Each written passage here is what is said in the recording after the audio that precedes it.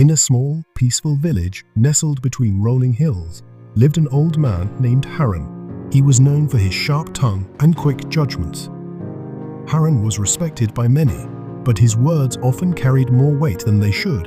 One day, out of boredom or perhaps a hint of jealousy, Haran began spreading rumors about his young neighbor, Raju. "Have you heard?" Haran whispered to the butcher as he bought his daily meat. "I saw Raju sneaking around at night. I think he's been stealing." The rumor spread like wildfire, from the butcher to the baker, from the baker to the cobbler. Soon the entire village was talking about Raju. The once vibrant young man, known for his hard work and kindness, was now seen with suspicion. The murmurs followed him wherever he went. Children pointed, elders shook their heads, and doors that were once open to him were now shut. One morning, as Raju was returning from the fields, 2 village guards approached him. They informed him that he was under arrest for theft. Shocked and confused, Raju pleaded his innocence, but the rumor had grown so strong that even the guards doubted him. He was taken away to the village jail, and there he remained for days, while the villagers continued to talk. Finally, after an investigation, it was revealed that Raju was innocent. The real thief was caught, and Raju was released, but the damage was done. As he walked back home, he felt the weight of humiliation heavy on his shoulders. His friends avoided him. His reputation was tarnished, and the trust he once had from the villagers was shattered. Determined to clear his name and seek justice, Raju decided to take Haran to court for defamation. The case quickly became the talk of the village. On the day of the trial, the courtroom was packed with villagers, all eager to see how it would unfold. The judge, a wise and elderly man known for his fairness, listened carefully to both sides. Haran, still not fully grasping the gravity of his actions, tried to dismiss the situation.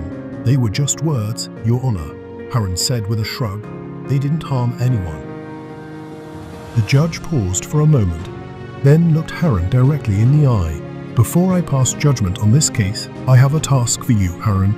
Go home, write down every word you've spoken about Raju on a piece of paper, then cut that paper into tiny pieces. On your way home, I want you to throw those pieces into the wind. Tomorrow, come back to this court to hear your sentence." Haran, though puzzled, did as he was told. He went home, wrote down all the rumors he had spread, cut the paper into tiny pieces, and tossed them into the wind as he walked back. The pieces fluttered and scattered in all directions, carried away by the breeze. The next day, Haran returned to the courtroom, confident that the task was merely symbolic. The judge greeted him and asked, "Before we proceed, Haran, I want you to go out and gather all the pieces of paper you threw out yesterday." Haran was taken aback.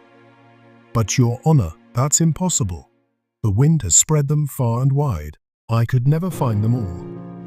The judge nodded solemnly. "Exactly. Those pieces of paper represent the words you spread about Raju. Once spoken, your words were carried by the wind, spreading from one person to another. Just as you cannot gather those pieces of paper, you cannot undo the harm your words have caused." A deep silence fell over the courtroom. Haran's face paled as he realized the enormity of his actions. He had never intended for his words to cause such pain, but now he understood that once spoken, words have a life of their own. Haran turned to Raju, his voice trembling. "Raju, I'm so sorry. I never meant to hurt you. Please forgive me." Raju looked at the old man, seeing the remorse in his eyes. After a long pause, he nodded. "I forgive you, Haran. But remember, words are powerful. They can build or destroy. Use them wisely." The judge, satisfied that the lesson had been learned, dismissed the case. As the villagers left the courtroom, they carried with them a renewed understanding of the power of words.